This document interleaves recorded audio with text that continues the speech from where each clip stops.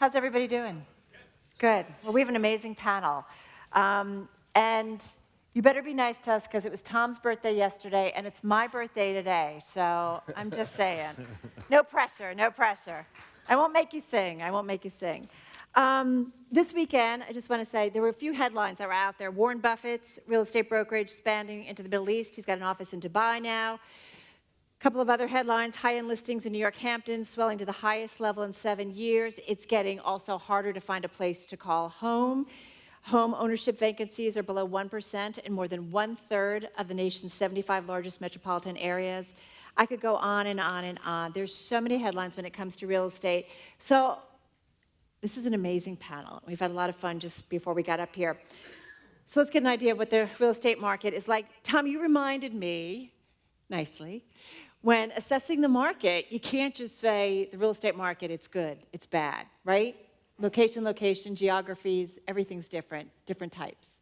So when you look at the real estate market, what are some of the stronger parts? Can we break it down? What are some of the weaker parts? Yeah, look, I think it's difficult, and I think this conference, I mean, God bless Michael, because bringing all of these diverse talents into one place is so great for those of us that cycle in Jurassic Park, right, which is real estate. So you're sitting in this room and listening to us talk about discounted cash flows and 4% caps. And in the other room, you're talking about 50 times multiples, growth without a P&L, and how the carbon footprint will make all real estate obsolete. So I don't know what to say, except if anybody is interested in current yield, it's the only place to be. So, why do you say that? Well, I mean, from my very naive perspective, what's driving the real estate industry is a balance of supply and demand, which is not usually great for real estate because growth is limited. But central bank intervention across the world has driven zero interest rates in almost every environment in which we sit. So institutional investors, like many of you, are in a search for current yield. And as that yield becomes more competitive, real estate pricing of free cash flow on a leverage basis becomes more dear. And we lose a risk premium along the way. Because as we all know, the big 4-letter word in real estate that we all hate is CapEx. So along that road of looking for free cash flow, asset classes really don't matter too much because most institutional investors want to buy core prime assets. And the only thing that can really happen in a core prime asset is that revenue stream will go down over time and require more CapEx. And the return of yield that you're getting is mostly return of capital, not current yield. Yet development, which is where a lot of the great people on this panel live, is a very difficult process to assess. So that yield component, which is really the primary interest of real estate investors today, is difficult to track because it's not like tech. So you can sit here. I had the privilege at the Milken conference in Japan of having lunch with Massar. So he told me, he says, you know, you guys are okay in real estate, but I only do real estate that has to do with artificial intelligence. And my latest real estate type investment is something called WAG. I said, WAG, I've never heard of it. Is it office development? Is it shopping center development? He said, no, it's a dog walking operation. Yeah. It's a dog walking operation for real estate. He says, yes, that the future is taking everything that's built out there and using it more efficiently, not creating more things like you're doing. And I thought about that and I said, I wonder if I'm too late to go back and become a pediatrician. Because it's true. So what we're dealing with is surgical pricing of assets based on a 10-year run of upward-only rental increases, zero interest rates and leverage slowly creeping up, risk premiums vanishing away, and disintermediation over almost every user with inside those bricks and mortar.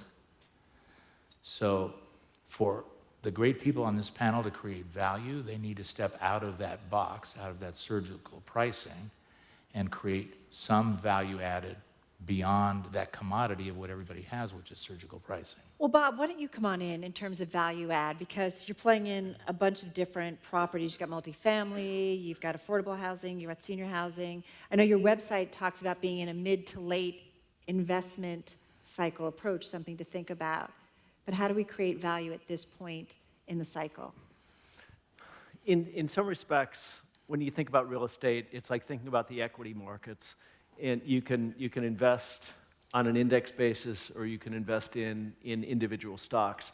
One of the values we think of the real estate market is it's much less efficient than are the public equity markets, which are brutally efficient, and it's hard to find alpha. And at least our thesis is when we buy an asset and we turn our property management teams loose on that asset to rehabilitate and renovate, you can create alpha at the asset level. And Tom is absolutely right. That generates yield. It hopefully generates capital appreciation.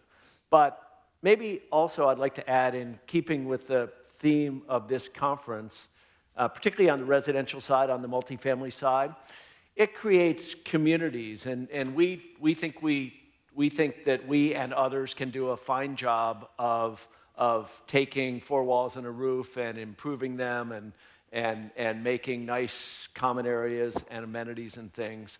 If you can add an element of social and community programming to your assets, if they're multifamily assets, if they're seniors housing assets, with tenants in commercial office buildings, you can really distinguish those assets by creating a sense of community. And community creates ties that bind. Community creates more permanence. Right. It does good business things like lowering turnover and allowing you to increase rents appropriately with the sense of value received by your resident or your tenant. But it also creates a microcosm of a community, and that translates into a social good as well as business profits. And I want to get into that a little bit more, because I do feel like this overarching theme of shared prosperity at Milken this year is a really important one. Brian, but come on in on what you folks are seeing at Brookfield when it comes to, still opportunities in the real estate market and some things you're maybe staying away from.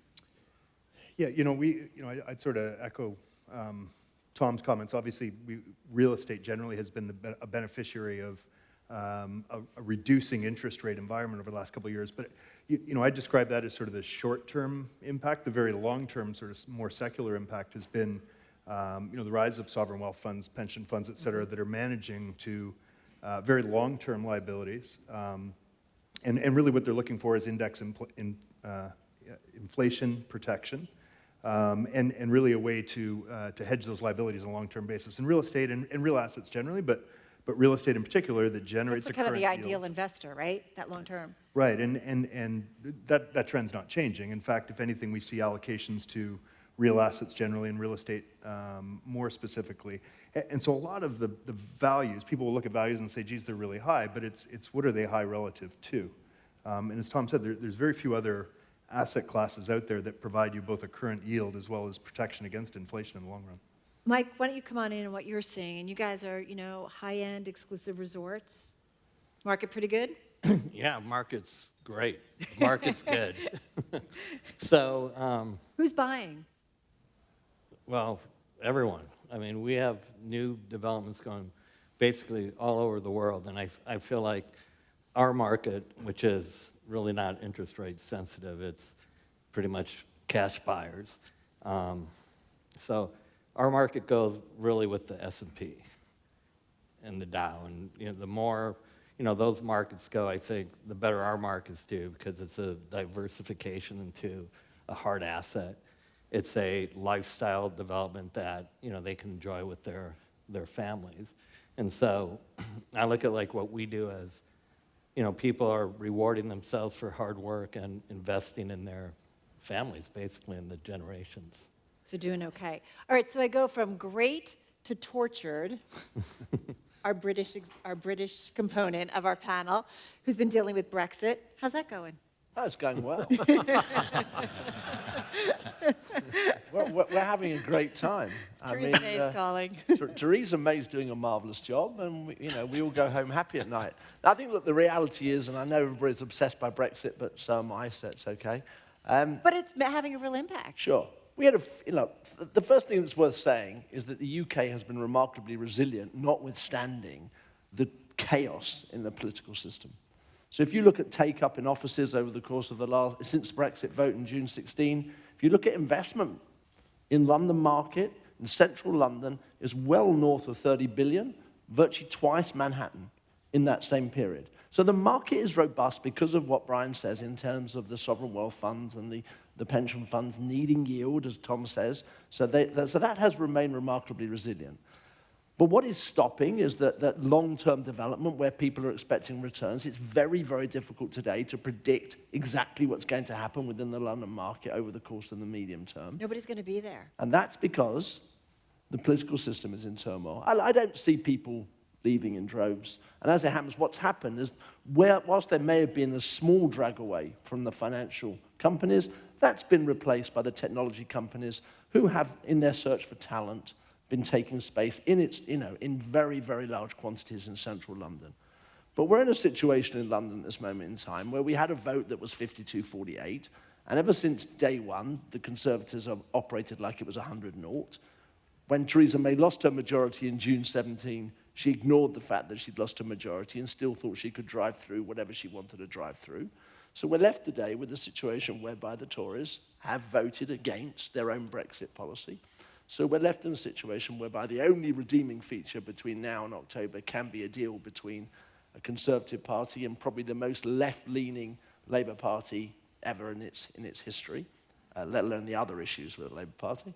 So we're in a bit of a mess, and I think it would be... Has it impacted your strategy? Well, I think what it has impacted, in June 16, we decided in Parliament to take risk off in the UK. And we expanded into Spain, and we expanded into Poland, and we expanded into a small piece into France as well. Spain has provided very interesting returns for us in logistics and in offices. So we've diversified into Europe, and Dublin as well. So yes, it changed our strategy. We were very, very strong residentially in 14, 15. Mm-hmm. And the market has come off since that time through a whole range of issues, including Brexit. I don't want to get too political, but I do wonder about how politics does impact the investment decisions that you folks make, Tom. And I'm curious, you had said to us in the planning conference call that overseas markets can be easier to build versus North America. Some of that's politics, a lot of that's regulatory environment. Weigh in on that. Well, I mean, politics is so difficult everywhere today, right? We're undergoing this protectionist undercurrent, even in our own country, and for most of us, and I'm way ahead of the decade of great peers here, but we've basically been moving towards a global environment. So now, if you look at what's happened in the U.S. in a return to protectionism, you would think that the motto should be, let's make the Americas great. One of Mike's mottos is bring back the Pan-American Highway, right? If you just looked at North America as a development opportunity between Mexico and Latin America and Canada and great Canadian firms like Brookfield, you would think that would be an inherent development opportunity as a pattern, but it can't be because you don't have consistency of the basic things that make real estate developers and entrepreneurs like Mike Meldman comfortable in a country. A legal system that's reliable and consistent, a currency system that doesn't fluctuate, that you can make dollar-based investments, a readily available capital or Main Street debt market, and an environment that protects proprietary rights. So across the world, in Europe, if you look what's happening with Brexit, with the Yellow Jackets, with Spain, you move to Asia, you have the same kind of dislocation in those markets. It's not simple.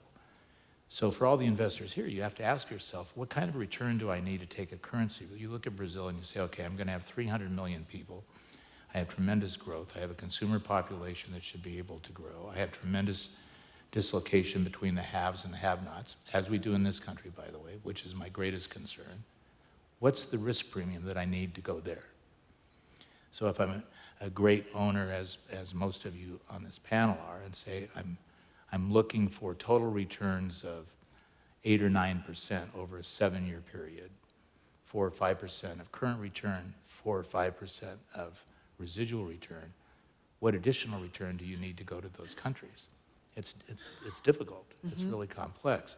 So I think that the markets and looking for opportunities are not so much geographically diverse. It's creating a tapestry. You need great entrepreneurs like Mike Meldman, who walk into an empty piece of property in an environment where other people didn't want to go and create a vision that institutions didn't want to listen to because it was too complicated. And things like cost overruns and marketing and how you interact with a marketing group, or great multifamily developers or single-family developers, right? Creating this product and then digesting it to a distribution system to institutions is really the quest. So I think it's not so much geographically related as it is what's the risk premium in all these places where you're going to, and when do you face obsolescence? When do you face physical obsolescence or financial obsolescence or legal obsolescence? Right. You need to think about that. Mike, but you talked to us about, I mean, you guys are doing work in Portugal, Spain, Middle East, Europe, Southern Caribbean. You're moving around. Moving around. How easy is all of that? Well, politics are obviously an issue. You know, like in Bahamas, we have this place called Baker's Bay, which is probably the only successful outer island development of any scale. And we go in there, we have a heads of agreement, meet with the prime minister, big press conference, documented that we are in a Hotel Encouragement Act, and we're basically duty-free for 10 years, and every 10 years we extend it. New prime minister comes in, and all of a sudden he initiates a VAT, 10% on everything. And I go to him, well, here's our heads of agreement. No duty. He goes, well, it's not a duty, it's a VAT. So, you know, which is basically the same thing. So Done. He just, Right? Nothing you can do, right? I mean, we're not going to sue the government. You know, you can't fight City Hall. We have a project in the Hamptons. It's under a planned development zoning. They get rid of the zoning because they don't think it's fair. Needs a super majority to win, you know, to approve it. So it's a 4-1 vote. So our fourth vote, 6 months before the vote, gets arrested for selling steroids and Oxycontin. Goes to jail. But a new person on the board. You know, you have a reality show right there. Yeah. Just saying. But a new person on the board who says she'll vote for the environment. The environment, believe it or not, for our project, is actually, the EIS says, is better than the current condition. Yeah. She doesn't vote for it because she was in, you know, someone's back pocket. We lose 3-2, which in any other situation is a win. Wow. So, can't fight City Hall, even though we do have a $100 million lawsuit against the town of Southampton. And I think we're going to eventually get through it. That's season 2 of the show. Brian, what do you think about in terms of politics and when you're thinking about looking around the world and in terms of investments? Well, you know, it's an important consideration, and you know, the assets that we all own are very long-term and they're illiquid, and so, you know, those decisions you make before you enter into a market or start investing in it are the critical ones, because once you're into one of these projects, it's too late to find out that the politics are shifting. So, you know, we're very careful about, you know, we describe our business as global. We're only in 30 countries around the world, and it's unlikely we'll be in more than 35 ever.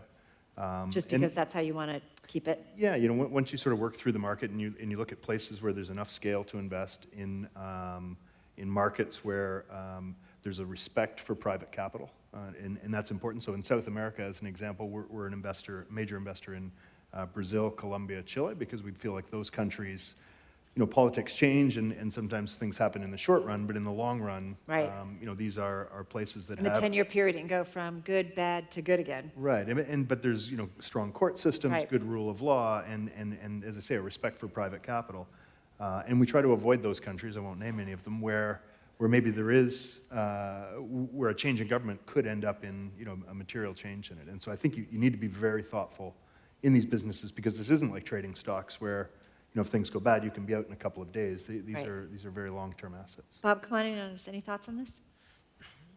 I have a lot of respect for people who can invest across the world. We don't. We yeah. invest only in the U.S. And real estate's But there's politics in the U.S. too. real estate is a very local business. I was Yeah. just going to add that. Real estate is a very local business, and so understanding the nuance of wherever you're investing is important. I think the point that Tom made about having a differentiated return that relates to the risk of where you're investing is a rule that's often cited and rarely followed in a lot of respects, because at least from my perspective, in investing in some frontier markets and some emerging markets, the rate of return would have to be a lot greater than what it actually is today. And the U.S., to us, seems to be a really prolific environment in which to invest. We just announced 3.2% GDP growth. You have all the aspects of a developed economy with rule of law and all the other things that help to define investment success in a lot of respects. There's been I know one of the panels, one of the topics of this conference has been opportunity zones as well. That was introduced last year by Steve Mnuchin at the Milken Institute, at least to us. That's a huge development that I think is going to drive enormous opportunity to develop some less than fully developed areas in the U.S. today. And you can liken that in some respects to investing outside of the developed markets if you're focused appropriately on some of the underdeveloped areas that are designated as opportunity zones. So the world is a big place, and making sure that you orient your activities to where you have a differentiated advantage is really important. And that's why I'll end where I started. I have a lot of respect for people who are located in the U.S. and who can effectively compete locally with folks in other countries, because that takes a lot of capabilities. I do always wonder, what big macro ideas are most important to all of you? I think at Bloomberg we spend an awful lot of time, whether it's U.S.-China trade, whether it's Fed policy. We have a Fed meeting on Wednesday. The global macro environment. I know real estate is very specific to local markets, countries, but I am always curious, what are the big metrics that kind of really guide your ultimate decisions? Anybody can start? I I don't have to go down the line. So if you have a base, right, it all depends on who's your constituency, right? And we all have different constituencies. Yeah. Some of us have public shareholders, some of us have private investors, some of us have family offices, some of us have customer and customer-based and bank lending. But I think for all of us, what we've got to do is kind of step out of the surgical financial analysis and look at what's happening in the populations in which we exist. So we talked about that. To me, the greatest threat to everything we're talking about in this low interest environment and growth everywhere is the disparity in almost every country between the haves and the have-nots. And here, God bless our political system and our president, and I think, I'm a great fan of his, but we have a health system that's poor and faulty. We have a public education system that's unusable, and we have a large segment of the population who don't feel the benefit of this 12 years of cyclical upward growth since the great financial crisis. It's been in the hands of about 2% of the population. Likewise in Europe, likewise in Asia for a different story. So what's happening is technological evolution to a lot of us who are dealing in these, you have gigantic developers and owners of real estate. And as Brian's saying, Brookfield is making 30-year decisions, infrastructure, energy, real estate across. You can't make a decision in an afternoon or switch. Technology, on the other hand, is not judged by P&L and yield. It's judged by growth and total return over a longer period of time. And it's more in line with the environment, right? Because what technology is saying, I don't need more to be better. Right. I need less of the stuff that's confusing the environment. You want sustainability, you want impact investing. I, as a technology investor, can do a better job than Tom Barrack as a real estate investor. So investing along that digital highway, what's the real estate of the future? The real estate of the future, radio cell towers, data centers, fiber optics, satellites, right? Space air. And we're not thinking that way because we're trapped dealing with the constituencies that we have as saying that's all ethereal, it's great, but you in this real estate box or infrastructure box. I don't want to talk about infrastructure in the future. I want to talk about toll roads and bridges and give me P3, replicate Canada's system. So I think it's serving a master in the environment that most of us live with, the constituencies that we have whose money we're stewarding, doesn't get you a benefit to go to total return in the future. You need to go to another asset class to do that. Do you have some thoughts on that? Yeah, I think that we've talked about, I'd agree with most things that Tom says. I think that the macro trends that we've tried to drive to have been the changing needs of the consumer. We're seeing such changes within the consumer environment, technology-driven, as Tom rightly says, but also the wellness and luxury and Shared workspaces. and shared workspaces, and what we're seeing, which is the corollary to that, which is that so much space is becoming obsolete as a result of these changing requirements. So we're seeing so much retail space becoming obsolete. We're seeing the need for logistics within town centers, so close to town centers to enable delivery to occur. And we've tried to play to any number of these themes over the course of the last few years. We've got a co-working space within London. We've got a women's co-working empowerment business called the Albright, which is opening at 2 centers in London, opening in Melrose Place in LA in a few weeks' time. We've got a great named business called Swingers, which actually is not what people would think it is, but actually is what we would call crazy golf and what Americans would call mini golf with beverage and food, et cetera, et cetera. So we're trying to play to the themes. I don't believe you. That's absolutely true. It's absolutely true. Okay, And deal. it's trademarked. So, we're trying to play to the themes of changing requirements. And you're sitting, obviously, in the site, which we own with our partner, Allergen Capital, where we own the Waldorf Astoria and the Beverly Hilton and the site next door. And we've got 1 million square feet of developable in Beverly Hills. And we're going to have to work very carefully with the council and local authorities to make sure that we are providing the needs of the consumer in 10, 20, 30 years' time. And I think that's a challenge for a lot of us because we're all sort of stuck in the mud and we're not very good with our technology and we don't really understand it. Well, it's hard to predict maybe where we're going to be in Correct. 5 So years. we've got to import that 3 years. information. And I'll just use one more example of what we've done to try and play to this wellness theme. Is that we have started up our own sports business called the St. James, which is just outside DC in Northern Virginia. And this is playing to the need for people today to have sporting facilities available in one place to train, to keep themselves fit, to train their children. And you've got every sport imaginable under 500,000 square feet. So I think that what we've tried to do in dealing with these macro trends without getting involved in all the various supply-demand issues within the economy is try to deal with the demands of the current consumer. And Mike's been an expert at that for the whole of his career, so he's way ahead of where I would be. But that is a challenge that we seek to strive to day in, day out. I want to bring you in, though, Brian, because retail, I think, is a huge space that has gone through an incredible transformation. And, there's been tons and tons of headlines of the retail mall is dead. Well, we just did a story about Gen Z is apparently, they like malls. They go to malls. Thank you. You're welcome. Where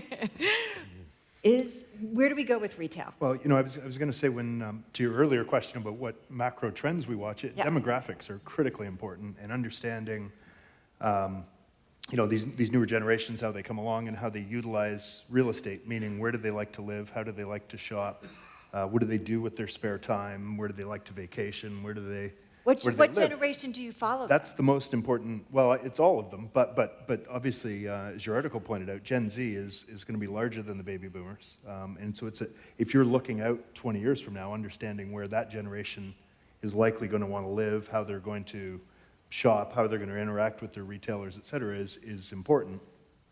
And it's probably the most important long-term trend that we could follow in real estate. Brian, Because, as I said, it takes a long time to build these. And you just invested in malls. We did, and So where do you see that? So there's no question that there's a lot of change going on in the retail sector. Right now, some of it is driven by e-commerce, although I would point out only 10% of retail sales in the United States occur online right now. It's But growing. It's growing. growing rapidly. Yeah. But 25 years ago, 10% of retail sales were through catalogs. But there is change happening, and part of it's explained by e-commerce, but a lot of it is demographics. And so the generations you're referring to, it's not that they buy less things or that they spend less money, but they buy different things, and they buy them differently, and they want to interact with retailers differently. And so our job as a landlord, particularly as a retail landlord, is to create environments where our tenants, the retailers, can interact with their customers and exchange goods. Sounds very basic, and it's been that way for 1,000 years. But, Right. but changing our malls, making them more experiential, driving foot traffic into them by having more entertainment, more food and beverage, et cetera, and curating the retailers that we're actually bringing into the mall in a way that brings traffic in there is really how you reinvent these centers. Because great real estate's great real estate. And within GGP, we own 100 of the 400 best malls in America. They're located in densely populated urban areas that are only getting more valuable. But that's key, is not? That is, and there's a big difference between good real estate, and there always is, location, location, location. And if you've got great real estate, it really just is a matter of trying to look forward to some of these demographic changes and anticipate where they're heading, and then make sure that your real estate responds to that. Well, and I think, Tom, you guys are in warehouses, right? Big time, in terms of distribution warehouses. I mean, that's certainly a retail play. It is. I mean, what's happened is amazing, as Brian is saying. The last mile delivery has become critical even to the big technology delivers. So logistical industrial space, which is actually the simplest thing to build, which is why we're in it. Tilted concrete walls, panelized roof systems, and no CapEx. And the tenants are the same tenants that the big office owners have in their office buildings, right? It's the 5 biggest technology companies are the biggest tenants for everything that we have. So that last mile delivery has become more dear as inventories have been reduced in Brian's malls, and the nature of stores, even retail stores, rely on a different kind of a delivery system. So then the question is, what's the next industrial product of the future? And that ends up being data centers, right? So you go from last mile delivery of stuff to delivery of data. So we move it into the data center business. We have a great venture with Mark Ganzi and a group of people, which is the same thing, building industrial buildings with 2 sources of power, which costs you more to store your server than it does your kids in an apartment. And that future of where that goes with hypercenters and 5G and what happens with transmission and what happens with the fiber optics that are coming in is, to me, where all of us are eventually going to go. We have to figure that out, because that's where the growth is, and that's where the pricing and congruity is. Everything else is priced pretty much to perfection in ordinate growth. So I think all of these areas combine, but it's very difficult for talented groups like this with investors who are saying, I want simplicity. Don't give me complexity. Just give me an income stream that I can understand without too much CapEx, with great sponsors who can create alpha. Give me as much current yield as you can, no risk, very little debt, a total return. It's very simple. Yeah. Go. Mike, I do think about, all of the luxury and the residential communities that you're building. Do you think about Gen Z? Like, are you thinking for the future in terms of what they want? Yeah. This is a generation that grew up coming off the crisis. They're frugal. Well, They do spend on luxury, but it's secondhand luxury. or their parents do. So our demographic's actually a lot younger than you would think. Really? What are they, typically? Well, we have 30-year-olds, we have everything nowadays. But it started, like when I started, a long time ago, people would like buy in my communities. They buy the lot, and they go, I'll wait 5 years till I retire. They'll build their house and live happily ever after. And so that 5 years is now 25 years ago. And so these places that we've built have become populated. and full. And people now want, whether they're buying, for their family in their 30s or they're retiring in their 50s, 60s, or 70s, they're buying to use the place, and they want the place. So we've kind of gone from a land developer to a home builder because people don't want to wait 2 years to plan their house and to build it. They want to, basically move in, with toothbrushes, ready to go. And so, we've evolved that way. And then the programming of our projects have evolved. It was always centered around golf, so golf was the main amenity. And then you always, like when I did my first place, our gym was 700 feet in the basement of the clubhouse, and I was the only one working out. I mean, no one worked out back then. Now, the spas and the wellness has become hugely popular, and we take the best parts of our property and put the spas and gyms in there. So, while people are working out, everyone gets the benefit of the best piece of property. And the latest trend is probably organics and culinary. I mean, food has become as important as golf. I mean, people buy in our projects who don't golf because they like the food, they like the chef, they like the security. So, it just evolves to, whatever issues are happening, but it's basically, the community is turned into, a sanctuary where people could really get away from everything and feel safe and protected.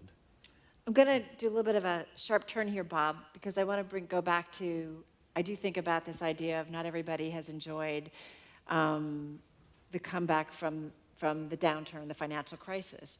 And we have constantly talked about the lack of affordable housing in cities that are doing well. And, the West Coast, pick your city. How do we solve that problem? Because I feel like I've been having conversation with folks in the real estate industry for a long time. And I don't know how we fix it.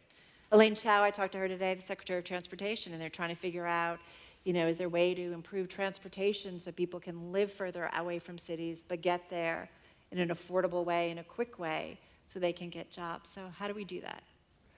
It's interesting, the disparity between perspectives, because you have a high-end luxury part of the market, which is thriving today. Right. And you have this great big cohort of the U.S. population, and I suspect the world population, which is housing challenged in a lot of respects. For many people, the money that they spend on a monthly basis for housing is their single largest expenditure.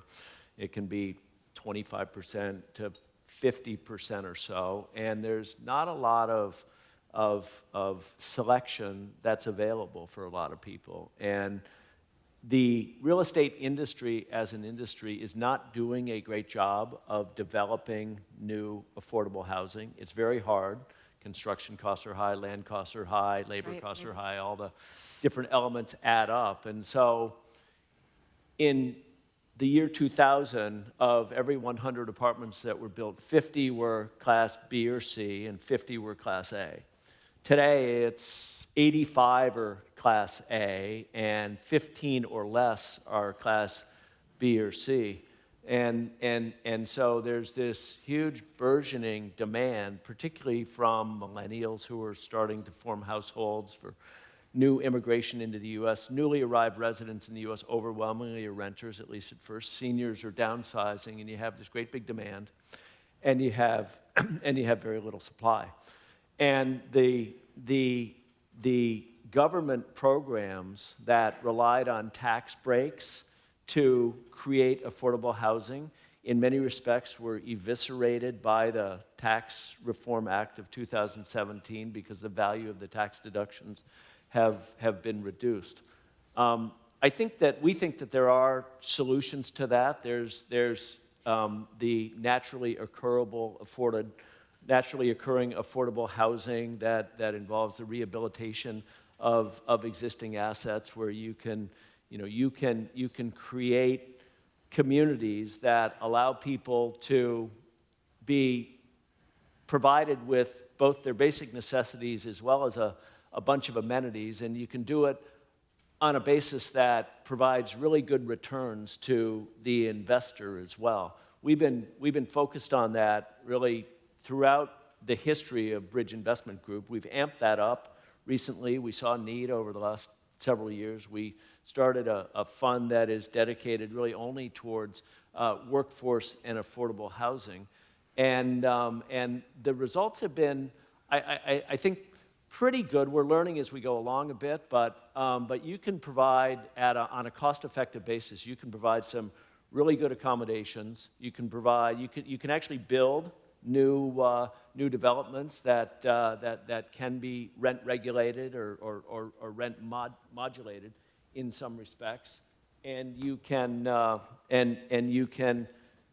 service populations that are really underserved. So there's big opportunity there. I think that it's a good opportunity for the industry.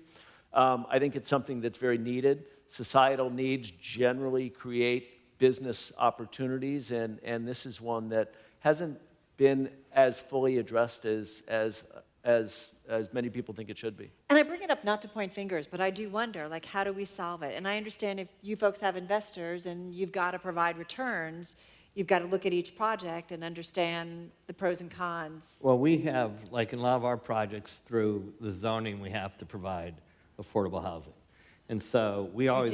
We do, and we want to build it, but the towns actually won't let us. They want an in-lieu fee instead. And I'm like, we want to build it. We'd rather build it because it's, it's good for au pairs, or it's good for, there's a lot of people who we'd like to live on or close to property. But in like the Hamptons, in the, a lot of these more affluent areas, they don't want us to build it. They want to take the money, and I don't know what they do with it because I don't see them building affordable housing. And then when we go to places like Barbuda, got literally destroyed by the last hurricane. Right. And it got destroyed just because they mined all the sand. They got rid of the dune system that protected it. So, we are, since there's literally no housing for labor, the first thing we're doing is building hundreds of, apartments and houses and affordable houses for, for the workers. So what policies would make, as developers, to do your big projects or do your more lucrative projects, but also provide for either lower income? What's the right incentive? Is it just tax incentives, or what is it? I think that this is an issue that I feel very strongly about, and I think the more that you travel around the world, the more people you see sleeping rough. I mean, to put very, very simply, you're seeing more and more of it around the world. Right. I think that there is no one simple answer. I think you start with zoning laws or planning laws around the world in major cities, which need to be loosened up in relation to affordable housing. And secondly, there needs to be a concerted effort on behalf of public-private partnerships, because I do not believe that government have the capability, either at central government or local levels, to deal with this on their own. And there needs to be incentivization to get this done. I think that, unfortunately, two things have occurred. Number one, over the course of the last 10 years, as Tom, I think, has said at least once, that the gap between the have and the have-nots has got far too wide. Right. The people who have benefited since the global financial crisis have not been those that suffered through the global financial crisis.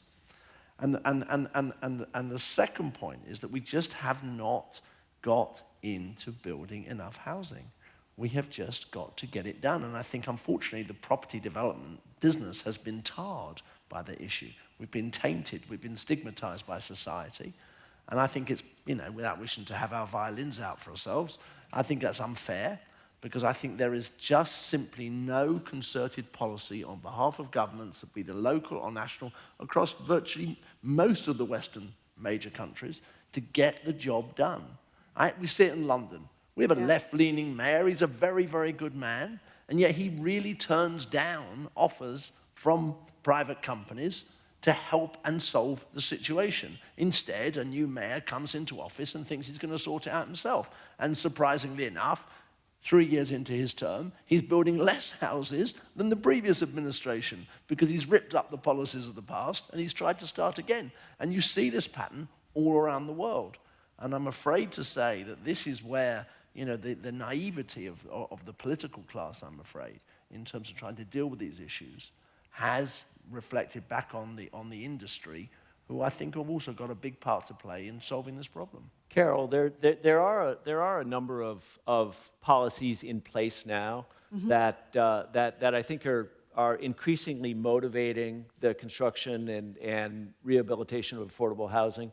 Banks have Community Reinvestment Act requirements, and there was something like $500 billion of Community Reinvestment Act capital that was deployed in 2018 alone. About a third of that goes to real estate, and that's been very helpful in terms of providing funding, equity, and debt for the development of affordable housing. The government agencies, when they lend to multifamily, for our workforce and affordable assets, we get a dramatically reduced spread over LIBOR offered by Fannie and Freddie because of the affordable nature of the assets that we build. And so somebody mentioned the concept of public-private partnerships, and market mechanisms are really pretty powerful in terms of creating supply where there's need. I think you're starting to see that now. I hope and expect that that's going to take greater flight as 2019 and 2020 unfold. The overall societal civil dialogue and focus on the haves and the have-nots is motivating a lot of that as well.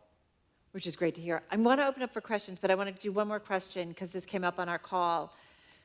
Hudson Yards in New York, huge project, west side of New York, gets done. Amazon's HQ2 in Long Island City does not. And Tom had said, it'd be interesting to look at some of the comparisons. Amazon was going to get $3 billion in tax breaks and some other incentives in return for setting up their headquarters in Queens. They were going to create about 25,000 jobs. Hudson Yards, their tax breaks and other government assistance had reached about $6 billion, according to an analysis by the New School. And there were some other things. They talked about bringing about 55,000 employees to new offices there. How come there was so much pushback for Amazon and their HQ2? And how come something like Hudson Yards gets done? And I'm curious what you all think. A show of hands? No comment. No, it's a A little more. What happens in this room stays in. Political point scoring against employment and local needs. It's the miracle of timing. Yeah, it's timing. That Hudson Yards was conceived and developed at a time when there wasn't a focus on tax incentives, and Amazon's very public process took place at a time after the midterm elections where there's been much more of a focus on corporate government largesse towards corporations. So without wading in too deep. Tom's already passed on this, so you can't. But I think part of the answer to your earlier question about housing, not that I'm going to solve the whole housing crisis, but clearly the role of government is to provide incentives to make things happen that they want to see happen. Right. And so in the case of Hudson We Yards, all react to it, right? Right. In the case of Hudson Yards, it was a part of New York City that was underwhelming, and to say the least. And there was a policy put in place that said we want to see this area developed. We want to see continued growth into Manhattan of white-collar jobs, et cetera, and those buildings and those jobs and the locations of them need to go somewhere. This was considered an economically disadvantaged area, and the government wanted to see something happen there. And so they provided incentives that unlocked that and allowed that to happen. And I think oftentimes it gets characterized as somebody was going to write Amazon a $3 billion check for simply moving into the area, when in fact, this is an incentive that is driven by the value and the GDP that's being created by virtue of them actually doing something there. So it's a share of that profit, and it's really how you incentivize people to do things. And so in the absence of those incentives, developers build luxury condos because you have to, because land values are high, construction values are high, et cetera, and that's what you need to do to make your margin. We're happy to make the same margins on affordable housing. In fact, for a lot of the same reasons, I think it's fantastic to have diversity of people there. Government has a role in that, in providing incentives, I think, to make sure that those policies that they think are good policies actually happen. Yeah. I'd love to open it up to questions because this is an amazing panel. We've got a mic somewhere. So go ahead. Why don't you start there, and then we'll bring it forward, please. Hi, how are you? My name is Alfonso Costa. I serve as Deputy Chief of Staff to Secretary Carson at the U.S. Department of Housing and Urban Development. I found the latter half of the conversation to be especially riveting. In the next month or two, we're going to be undertaking an initiative whereby we encourage localities to really look at their outdated regulations as it concerns things that contribute to high development costs, knowing that federal, state, and local regulations on average contribute up to 30% of development costs. What recommendations do you have for us as we travel from city to city and, again, respecting the concept of federalism, implore localities to look at outdated building codes, protracted entitlement and permitting processes? What are your best suggestions for us? Can you start in Southampton? There's an objective answer. Okay, No, can but I seriously. take a stab at, and I'm a great fan of Secretary Carson to start with. It's a very difficult and thankless job. My advice is set your expectations really low, because the local environment is totally at odds with you. The solution to affordable housing is simple. Technology, this group could solve it with 3D printing in a warehouse in an afternoon. Can you imagine, you walk out and look at their housing projects, you have guys with belts and hammers and nails carrying 2x4s building houses today out of 2x4s. How can this be?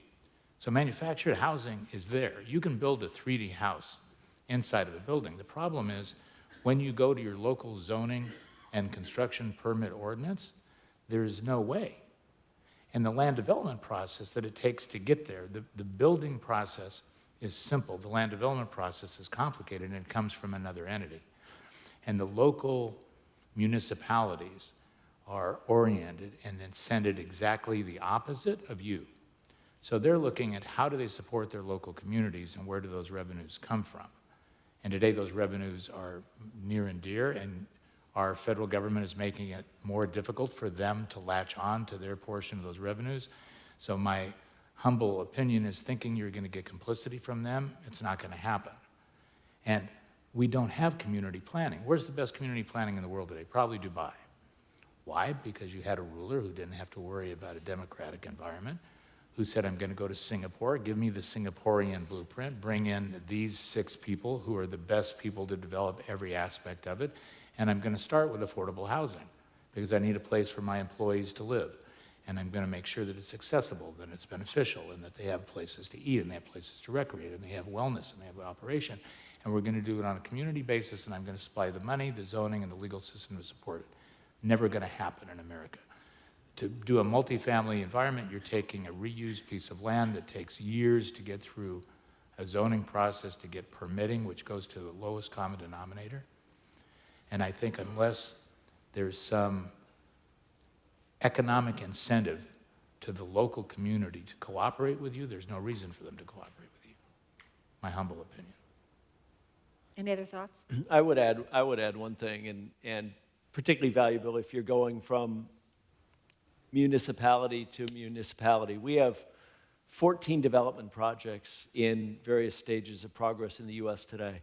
Every one of them has a different set of criteria, and every one of them demands a lot of local knowledge and local partisanship in order to complete. If there could be a process by which the best of all the various building codes were to be codified into a more nationwide or even statewide practice, that would be enormously helpful. It would be helpful in terms of allowing you to discern the right path from an idea to entitlement to groundbreaking to construction and development. It would be helpful in terms of being able to integrate the process by getting some either prefab or modular components that could be built nationwide and then shipped to the site. There's some extraordinary manufactured housing technologies that have been developed over the course of the last few years. Being able to utilize them in various jurisdictions is so accidental today, and it should be nationwide. Great question. Do we have another one? Short. Couple up here. Here it comes. Yeah, let's start here. Hi, guys. Just was wondering about opportunity zone investing, and I know that I think both Bridge and Brookfield is coming out with something now. You got to be a great developer, operator, and I guess compliant, legal and tax compliance, but how do you view the opportunity today? How are you dealing with resources, and are you all involved? Okay, I'll maybe start. Yeah, we are launching a project in the next, or a fund in the next month or two to invest in it. It sort of ties back to what I touched on earlier, which is these are government incentives to encourage development in areas where that development may not otherwise occur. And so, as the regulations have become more clear, it's sort of allowed to do that. I think there's scope for greater clarity on how those rules are going to work going forward. But we do think it's going to encourage a lot of development in many of these areas that are, that have been underserviced. I think the intent of the very bipartisan legislation is to create development in less than fully developed areas. And it's a broad, when you do a heat map of where opportunity zones are in the US, there are, I think at last count, 8,741 opportunity zones. And some of them are very rural and aren't appropriate for real estate development, but some of them are either in the path of progress or could support, quasi-market developments and might be appropriate. I think you have to ask yourself, and the tax benefits are great. The tax benefits generally translate, by our analysis, to maybe 250 to 300 basis points of return over a 10-year hold period. But that's going to be overwhelmed by the market-based returns of a project. If you have a good market-based return, that's fantastic. If you have a bad market-based return, at the end of the day, you're not going to really care about the opportunity zones. I think one of the biggest opportunities associated with this legislation is to accelerate, maybe not create, but accelerate development. We have a project in Salt Lake City, which is adjacent to downtown. It's in a tougher area.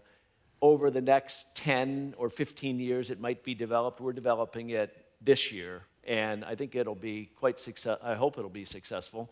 But it's definitely served the purpose of accelerating development in an MSA that needs additional multifamily, that needs additional capacity. One of the biggest threats of opportunity zones is whether the public perception of what is developed complies with the spirit of the opportunity zone legislation.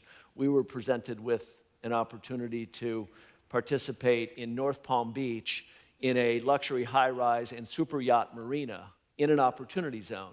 And, that just didn't seem like it, something you might want to do, actually.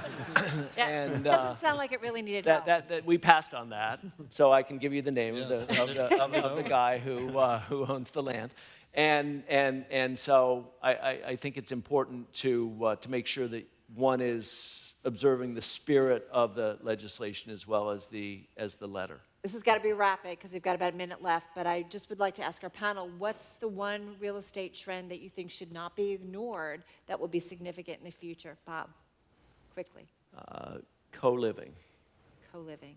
Mike. Yeah, I agree with that. The we live, the community living on a different scale than we do.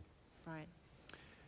You can't. No, related, but not the same. I'd say it's urbanization, and it's the growth. Like we talk about it often in Brazil and China, but even within the United States, it's a hugely important trend. Everybody coming back to the cities. Coming into the cities. Yep.